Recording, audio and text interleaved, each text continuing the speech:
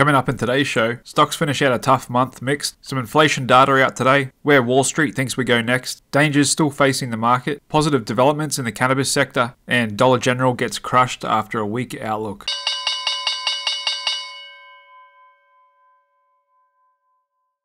Hey, what's up everybody? Welcome back to the Click Capital Daily Market Show. My name's Jared, and I'm going to run you through all the most important news data and charts from the markets today. And it was a pretty mixed day to finish out the month in what was been a tough month. At one point we're down 5% and 7% on the SP and NASDAQ. However, around the 20th we bottomed out and only finished the month down a little bit, 1 and 2%. You can see here today mega cap tech held up the best.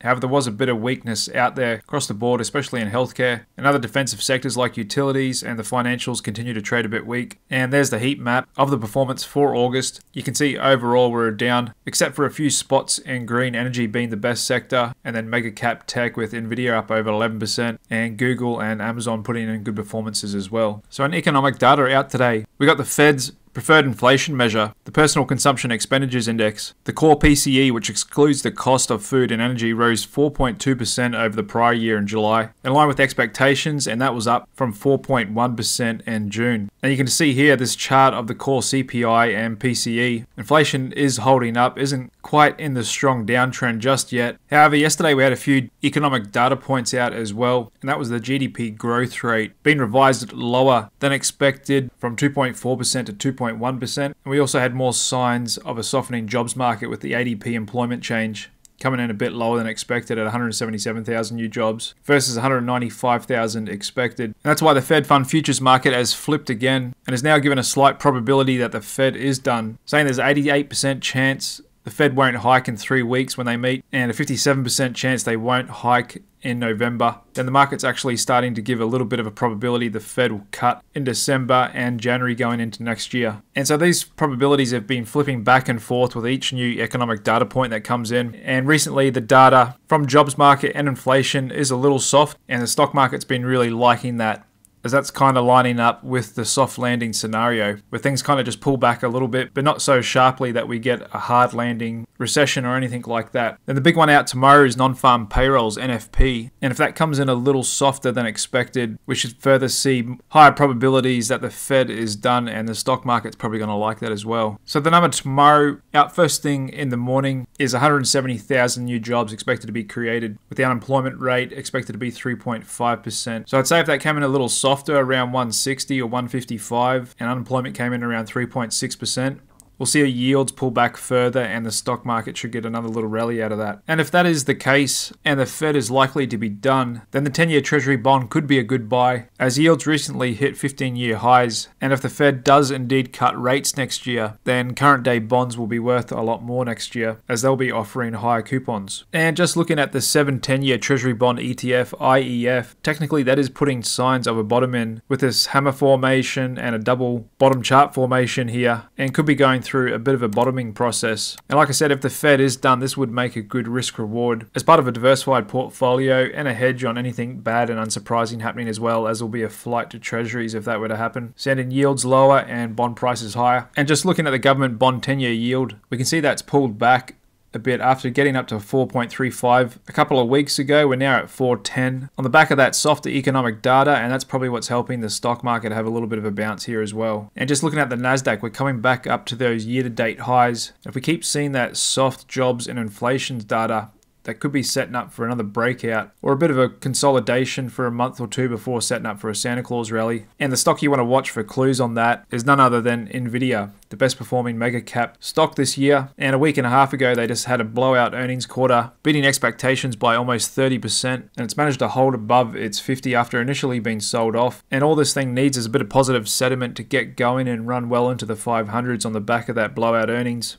And that'll likely help push the NASDAQ and the SP500 to new year-to-date highs as well. Same with the biggest stock in the market, Apple, which has just reclaimed its 50. We got the new iPhone 15 coming out on September 12 with their big event day as well. That could further get the market excited. And Tesla as well with the Cybertruck coming out. That's a good story to get the market excited as well. That's why we've got analysts like Wedbush saying the new bull market for tech stocks is here, as the sector is having a 1995-like AI revolution, saying that strong AI demand and IT IT spending should be able to power the sector higher through next year. Pointing to NVIDIA's latest earnings report in particular as the drop the mic moment, and other bullish analysts like Fundstrat saying the SP500 is about to take off in a month-long rally, back to new year-to-date highs. They listed 4 reasons as why the market's still got a bit of a tailwind, with the economy cooling off, which leads into the Fed stopping their aggressive rate hiking cycle. The third reason saying investors got too bearish in August, and they've listed number 4 as September being a historically strong month for stocks. However, I've seen some data showing that September can be one of the weakest months for stocks, so I'm not so sure on that last point they've got there. On the other side of the coin, there are still some risks out there, including AI disappointment, slower growth, banking problems, inflation, government shutdown,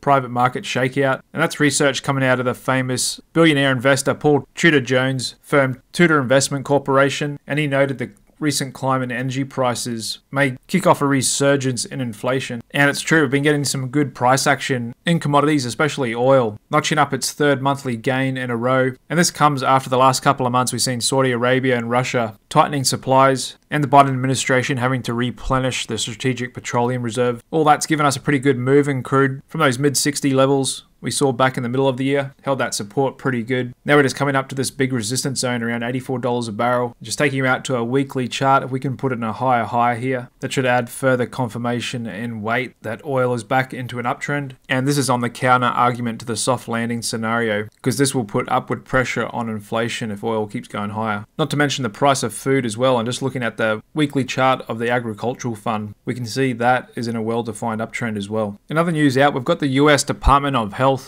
writing to the Drug Enforcement Agency, the DEA, asking them to reclassify cannabis from a Schedule 1 drug down to Schedule 3, which is a long overdue move. I mean, it's ridiculous that cannabis has the same scheduling as other drugs like heroin, when cannabis has never killed anybody, but heroin and other opiates kill people every day. And so that should get done, and this is kind of removing a bit of a roadblock for the industry.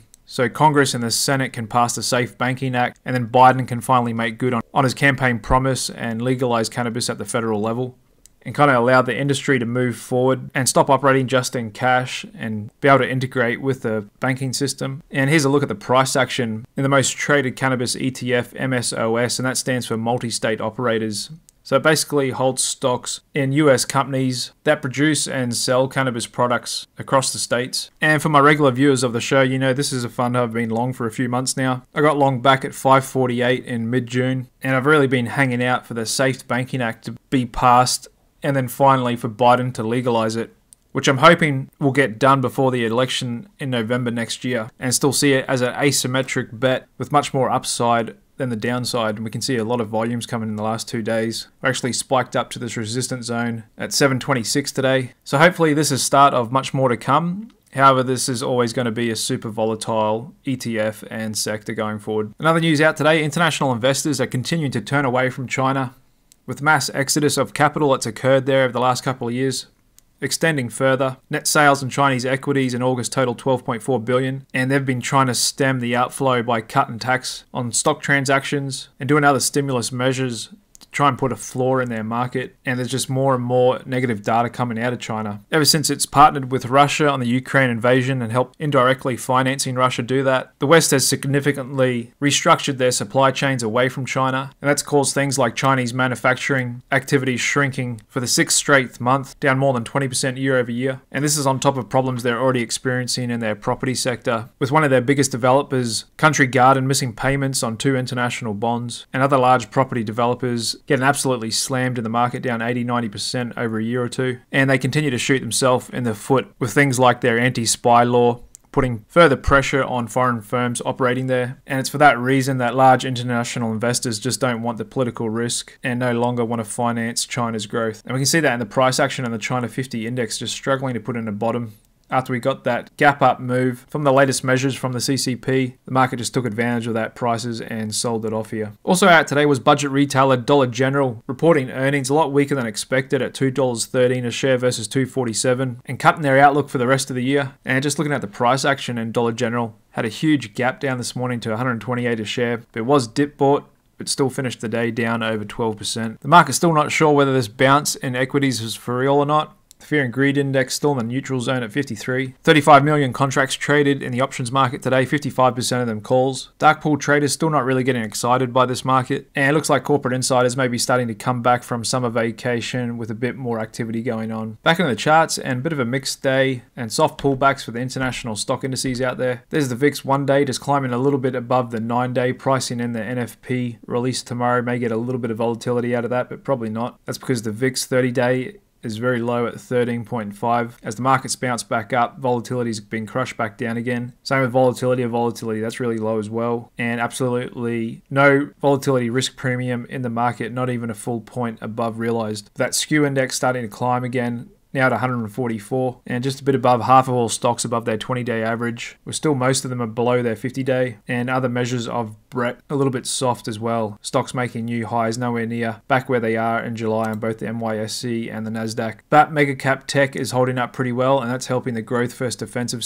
sector spread hold up. Same with high beta stocks, growth versus value coming back up to year-to-date highs, and small caps versus large caps trying to find support here. Commodity growth spread, copper versus gold, continues to track sideways, and international stocks continue to trade really weak versus American stocks, still on a downtrend. Credit spreads continue to hold up really well versus treasuries, and inflation expectations pulled back a little bit here. And there's TLT almost reclaiming its 50-day again. Dollar index still holding up pretty good at 103.50, and Bitcoin's turned back down again after initially getting excited earlier this week on the court ruling that Grayscale could convert their trust into an ETF. And there's the commodity index trading near multi-month highs, and gold just holding above its 50. Over to stock sectors, pretty mixed out there today. Some of the growth stuff was up, like semis and ARC, consumer discretionary, and we're seeing some of the winning sectors this year coming back up to their year-to-date highs, like home builders here. Industrials, which just up to a couple of weeks ago had been the leader. Best performing sector this month, energy, hovering near highs, but transport's still a bit weak. REIT's still going sideways, and then the defensive sector is still a bit weak. Healthcare, staples,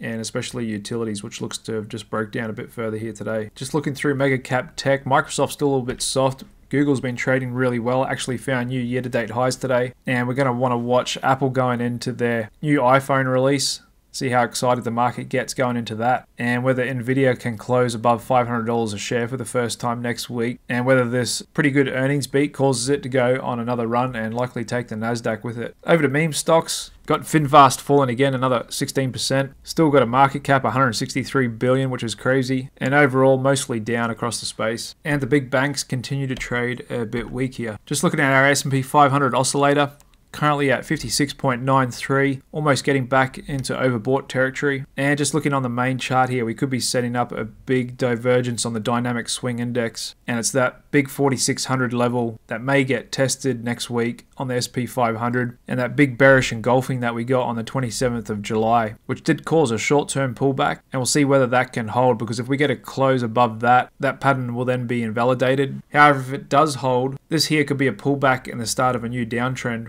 And if we just do a Fibonacci on this move down, currently we're right in the golden pocket between 61 and 78% retracement. So if the market stalls out here and then we lose the 50-day again, we may see another wave lower, and this bearish engulfing pattern may indeed hold and turn into a medium-term correction. However, like I said, watch for that economic data. If that keeps coming in a little softer than expected, not too soft, stock market's likely going to respond well to that, especially with yields keep pulling back a bit. And if we get that breakout on NVIDIA and Apple gets excited going into the new iPhone 15 release, that could easily help push the market out to new highs. But I suspect a bit of seasonality will come into play, and we may just get a bit of choppy range for a few months before potentially setting up a Santa Claus rally into the year end, if we don't get any surprises on inflation or anything else that we don't expect. That's all I got for you today. Thanks very much for sticking with Click Capital, and come back tomorrow for my analysis on the NFP report and the price action that results from that. See you then, guys. Cheers.